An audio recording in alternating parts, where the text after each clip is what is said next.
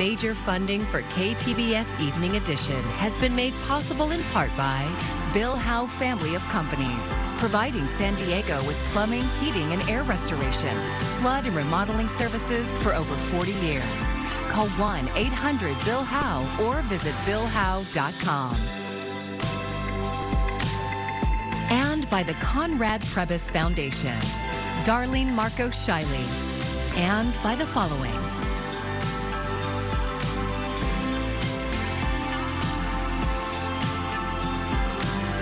And by viewers like you. Thank you.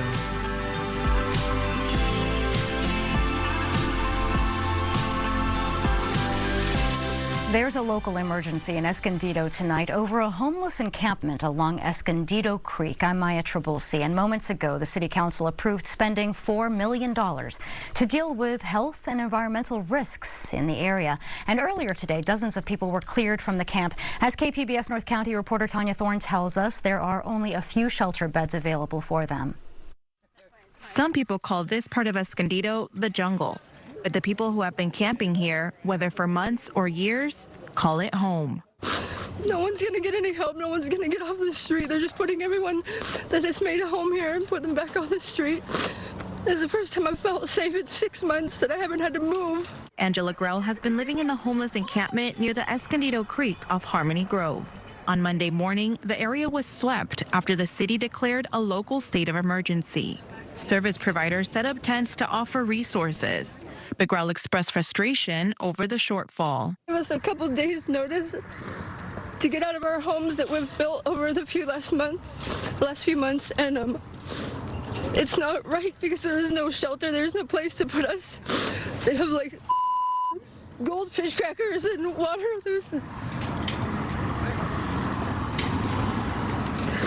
You're not gonna help everybody. You can't take all these homeless people in the whole world. There's not enough beds. There's not enough help for everybody. On Sunday, Escondido city manager declared a local emergency over significant environmental and public health concerns. The declaration said the water in the creek is unsafe because of high bacteria levels. 64 people were warned the encampment would be cleared out. But on sweep day, only 15 shelter beds were available. Unfortunately, the math just indicates that there are going to be more people unsheltered in different parts of our community because we just don't have places for them to go. Greg Angel is the CEO of Interfaith Community Services, one of the main service providers for North County. I don't think anyone wants to see anyone living in encampments. And so it's important that we provide resources for people to exit those encampments into safe housed locations. And so we're working closely with the city, with a whole bunch of other partners today to get as many people connected to those resources as possible. But unfortunately, there are not enough resources for the amount of people who are being displaced today.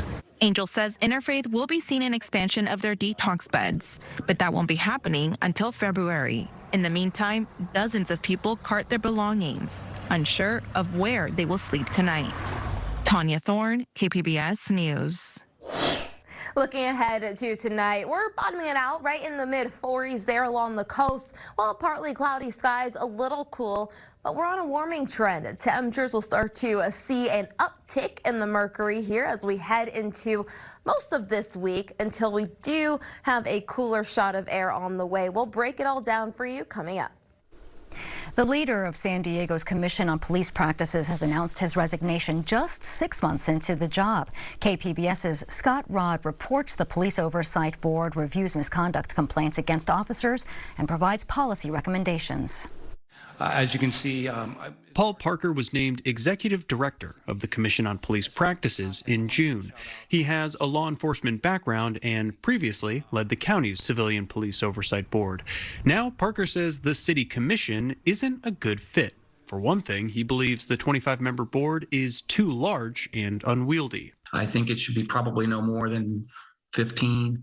I think the reason I say that is because it turns out that with that many people, it's very difficult to have very thorough discussions. Eventually, the commission is supposed to launch independent investigations and subpoena witnesses. San Diego voters overwhelmingly approved this expanded authority in 2020, but Parker believes that's still a ways off. It's my experience it's going to take a couple of years. to be able to do that, to get that full power. And I know that's frustrating for the community. It's frustrating for the commissioners. In a statement, Commission Chairperson Gloria Tran said the commission was disappointed by Parker's resignation, but thanked him for his work. Scott Rodd, KPBS News. 2 former Navy leaders won't face further discipline in the 2022 death of a Navy SEAL trainee. Investigations into the death of Seaman Kyle Mullen in part found poor medical oversight at the service's SEAL training facility in Coronado contributed to the 24-year-old's death. In August, the Navy ordered boards of inquiry into Captain Brad Geary, the school's former commanding officer, and Commander Eric Ramey, its former medical officer. The boards could have forced either man out of the Navy, but on Friday they were canceled. In a memo obtained by KPBS, the Navy says issues raised by defense attorneys led to the decision. It doesn't say what those issues are. Latino voters consuming Spanish language news on social media may be more likely to fall for election lies. That's according to UC San Diego researchers. And KPBS's Amita Sharma reports that vulnerability could partially explain why more Latinos are leaning to the right.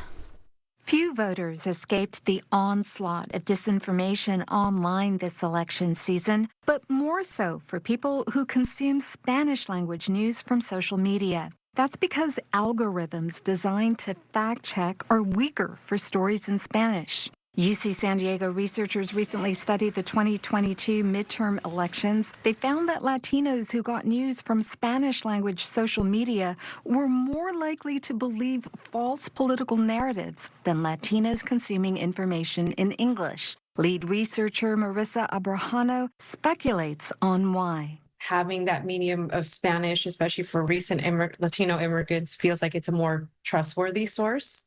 Another reason? I also think that in social media, a lot of the way that we get news and information is through our networks, right? A friend or a family member. And so I think that can potentially play a role into why they're more likely to believe in this misinformation stories. She adds that candidates know this and used it this year. Disinformation claiming Venezuelan authoritarian Nicolas Maduro's political party supported Democrats or claiming Vice President Kamala Harris is a communist made the rounds in Spanish. And potentially resonated with voters and so helped to motivate them to not support her or the Democratic Party, more broadly speaking.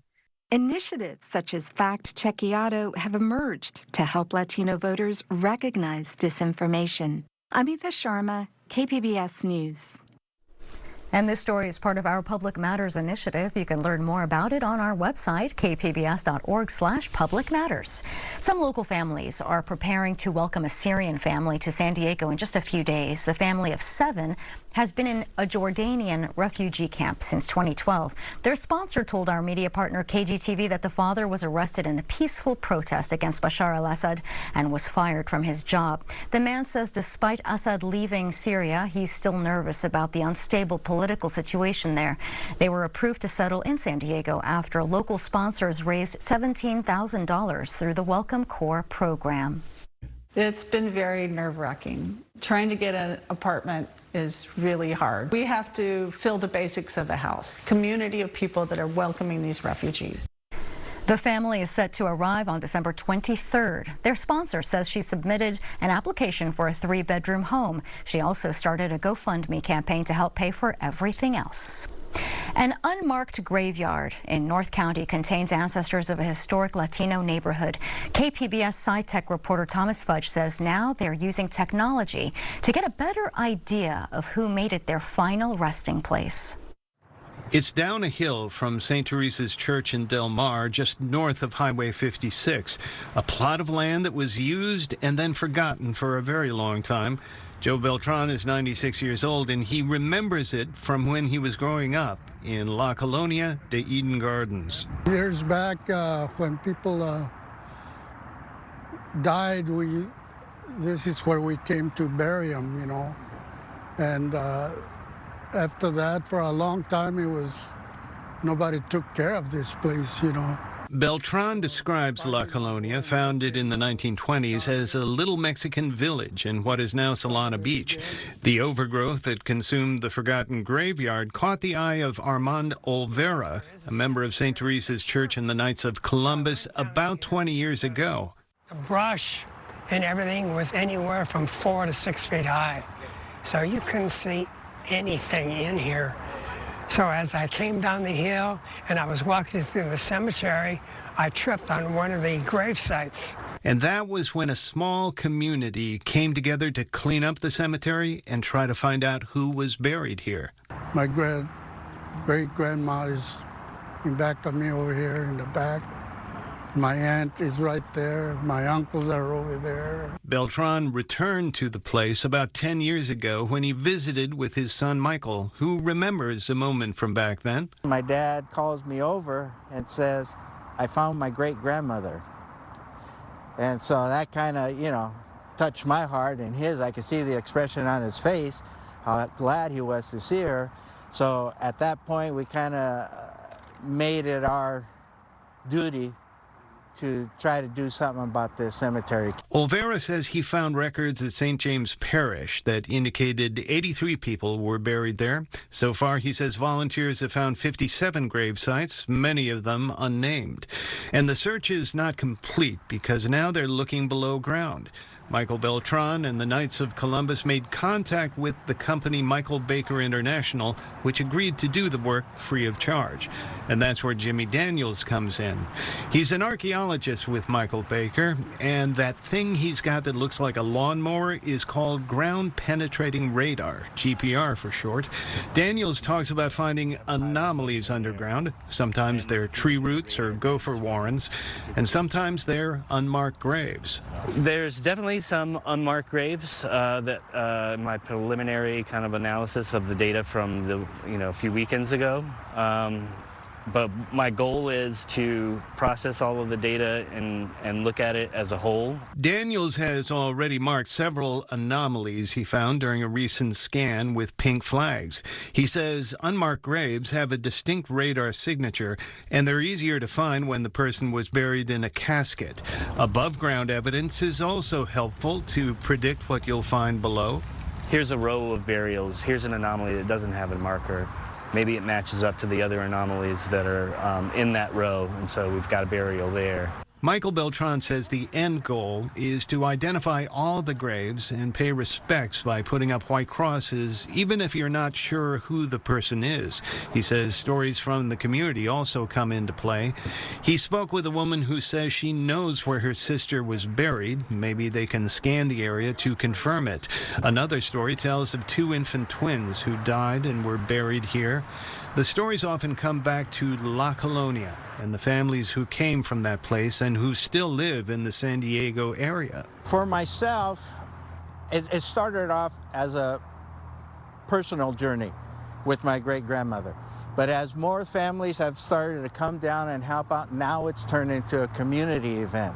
Lisa Montez says her uncle and grandfather are buried in the graveyard. My grandfather always instilled in me the importance of honoring your ancestors and never forgetting them. Montez says La Colonia has changed a lot in the 100 years since it was founded. When her mother was a child, she went to a segregated school for Latinos. The old homes are mostly gone and the area has been greatly gentrified, but the graveyard has remained a part of the community. It's a place where people can remember the past and maybe even find a gravesite that holds a member of the family. Thomas Fudge, KPBS News. It is the mystery that is raising alarms across the country. Drones spotted in the skies over several states, and lawmakers are demanding answers. Brian Abel reports the latest on what national security officials are saying as the sightings increase. Aircraft use extreme caution. Patterson-class Delta is now closed for heavy UAS activity. Frustration around the U.S. is growing from a lack of answers about the string of presumed drone sightings in several states, including those over the weekend disrupting operations at a military base in Ohio for hours, and briefly closing down the runway at Stewart International Airport in upstate New York. Many times we'll see multiple drones. We'll see 3, 4, 5 at a time. They appear to be traveling in some type of grid pattern. Whether they're mapping or videoing, we're really not sure. FBI and Department of Homeland Security officials say some of the sightings are actually manned aircraft.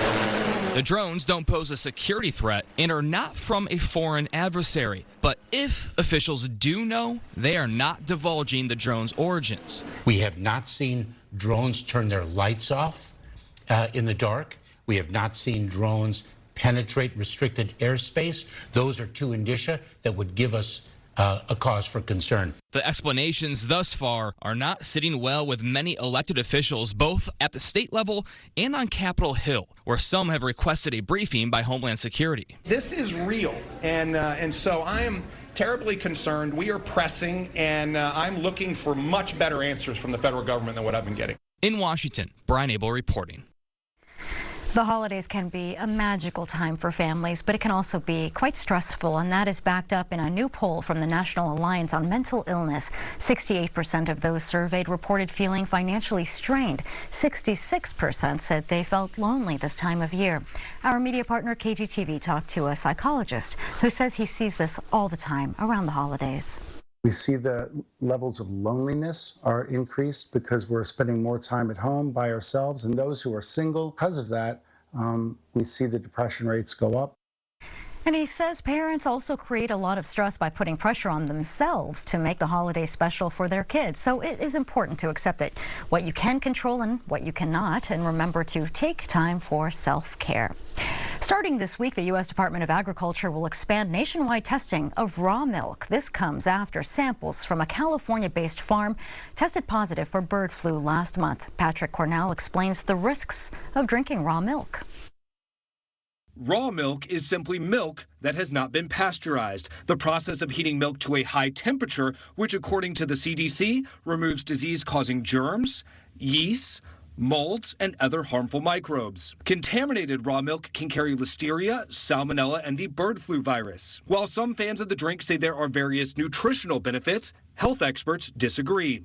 Saying that pasteurization is doing anything to decrease the nutritional value of milk is really not based in science. Instead of pasteurization, raw milk producers monitor the health of the cow to ensure its safety. According to FDA estimates, less than 1% of Americans consume the drink. This seems to be driven a lot by hype and what we often refer to as the naturalistic fallacy, the idea that because something is somehow more natural, more direct from nature, it is healthier.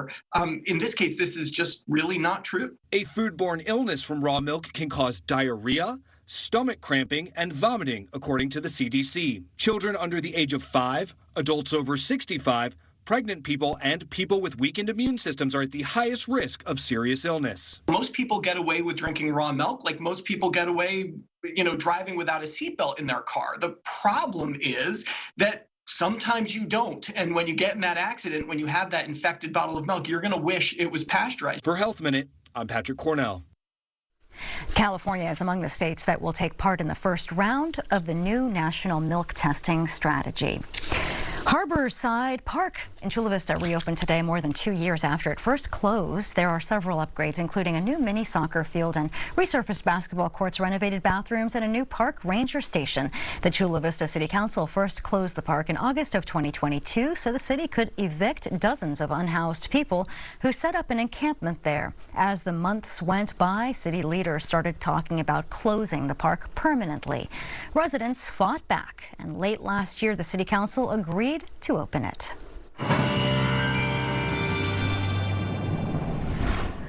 A lot going on this week. We are warming up at least throughout most of this week, though one thing to keep in mind, those winds start to pick up, howling coming out of the northeast. We have another Santa Ana wind event on tap here Tuesday into Wednesday. More weak to moderate when it comes to how strong those winds are, but still that fire weather risk will remain. Now, as we head into the later week, into the weekend, we will start to see those temperatures drop. So enjoy the warm up if you do like it a little bit warm, at least over these next few days. We're dropping down to 38 there in Oceanside, 45 in San Diego, Ramona at 35, and Borrego Springs at 42. Now we do have that warming trend that I mentioned, and it's really going to go into the mid-late week, and this does encompass the entire West Coast and even the Intermountain West and the interior West. Drier and warmer. We don't really have too much to be concerned about. You'll have the sunny skies here on tap as we head into tomorrow. Oceanside, you're going to top off at 68. Ramona, you're at 75. I would call that Goldilocks weather for you. Borrego Springs at 75, Mount Laguna 53. Now watch how these winds start to change direction. I'm going to go just into Tuesday, late Tuesday evening, where we start to see that northeasterly flow. This is setting up that Santa Ana wind event, and this is where we're concerned about that fire weather danger. You know, we're no strangers as of late to fire weather danger, to fire weather in general. We're still monitoring, of course, fires like the Franklin fire, but we could still see more fires break out along the LA suburbs and even down through the valleys and mountainous terrain just east of San Diego. Those fires can rapidly spread, and we are talking about gusts anywhere between 40 to 60 miles per hour with low humidity. So all the ingredients coming together, unfortunately, to increase that fire weather risk here along the coast. Highs 68 on Tuesday, 74 Wednesday. You'll stay in the 70s through Thursday before you start to see the temperatures come down as we head into the weekend. Similar story further inland. We're back to the 80s Wednesday and Thursday, down to the 70s as we head into the weekend. Mountains, well, you'll be in the 50s, and you won't really see too much of a change here. But remember, we are anticipating that fire weather risk, especially as those winds start to pick up. The deserts rising to the low 80s there by Thursday, and then we gradually do start to come down by Saturday. For KPBS News, I'm meteorologist Bree Guy. San Diegans experiencing homelessness can find shelter from tonight's cold at one of the inclement weather shelters. You can see the locations on your screen right now. That's Father Joe's Villages, Joan Kroc Center, Paul Mirabile Center on Imperial Avenue, and the Living Water Church of the Nazarene on Market Street. The shelters will remain open through tomorrow morning. I'm Jeff Bennett. Tonight on the NewsHour, the latest on a school shooting in Madison, Wisconsin that's killed and wounded multiple people. That's at 7 after Evening Edition on KPBS. And before we get to our last story tonight, here's a look at what we're working on for tomorrow in the KPBS newsroom. NPR's Morning Edition gets exclusive access to witness surgeons implant a new kind of genetically modified pig kidney into a living patient for the first time. And that is tomorrow on Morning Edition. And need some holiday shopping inspiration, don't we all? KPBS Midday Edition is highlighting small businesses on our gift guide. Tijuana's creative community is thriving through poetry. KPBS video journalist Matthew Bowler explores how poets are leaving their mark on Mexico's second largest city. Todas sí vamos a ser reinas, todas las del barrio, las prietitas y las tetonas, las listas, las lentas, las diestras. Sofia Favela Magro reads from her untitled poem. We are all going to be queens, she says. All of us in the barrio, the dark-skinned and the busty, the smart ones, the slow ones, the right-handed ones. Her husband, Hugo Velos, reads from his poem Cenote, named after Mexico's iconic sinkholes. Mi amor, esa quietud húmeda que danza de un lado al otro. My love, he says, this wet stillness that dances from side to side. Cenotes holds special significance for Mexicans, particularly for its indigenous communities. The title reflects the depth of longing expressed in his poem. At a holiday fair on Tijuana's Avenida Revolucion, now called Centro Histórico de Tijuana, a Christmas tree and decorations frame the stage near where the poets recite their work. No me cuentes que ignoras la profundidad en mí cuando el faro de tus ojos ilumina mi marea alta. Velos's poem laments an unacknowledged longing for love. Meanwhile, Magro's stanza reflects on the struggles of her community. La Maru muy ruda, la Meli muy mensa, la Miri muy tensa, todas con ganas de salir de sus casas por la puerta grande. The poetry readings began 6 years ago at Magro's Sisters Cafe, the selfie, coffee, and bar in Tijuana. It's a way for them to express themselves. They have a need to talk about things differently. The semi-regular gatherings, called Noche de Poetas, have since grown. The group is now preparing to publish its first anthology. Entonces, esta es una oportunidad de hacerlo, además de que también creemos que es el siguiente paso en la evolución que está teniendo nuestro proyecto. Dr. Valeria Valencia Zamudio is a professor of applied linguistics at the Universidad Autónoma de Baja California. She says Tijuana's connection to poetry is part of its history. When I was in high school, for example, there was this radio program in which a lot of young people, when I was young, used to go to that radio station and just like read either our poems or the poems that we like best. She believes the Noche de Poetas anthology could be a huge hit, following in the footsteps of Siete Poetas Jóvenes de Tijuana, originally published in 1974 and republished in 2020. It's very, brave. It takes a lot of courage to put yourself out there, because you don't know what other people are going to think. Magro says creating a safe space is a big part of Noche de Poetas' mission. Noche de Poetas, un espacio seguro, un espacio de libertad para poder compartir lo que ellos desean, ya sea un escrito propio, un escrito ajeno o simplemente la vulnerabilidad de poder conectar con otras letras. No es algo que puedas hacer en cualquier sitio, incluso a veces con tus amigos. The couple concludes with a verse from their poems. Que del cenote de mi corazón se desborda un océano de amor. That from the cenote of my heart, an ocean of love overflows. Pero a mí se me antojó ser el rey de todas. But I was craving to be king of it all. Matthew Bowler, KPBS News. And if you've got a poem to share, you can send it to Noche de Poetas on Instagram. Submissions are open until January 21st. And you can find tonight's stories on our website, kpbs.org. Well, thanks for joining us. I'm Maya Trabulsi. Have a great evening. Major funding for KPBS Evening Edition has been made possible in part by Bill Howe Family of Companies, providing San Diego with plumbing, heating, and air restoration, flood and remodeling services for over 40 years. Call 1-800-BILL-HOWE or visit billhowe.com. And by the Conrad Prebys Foundation, Darlene Marcos Shiley, and by the following.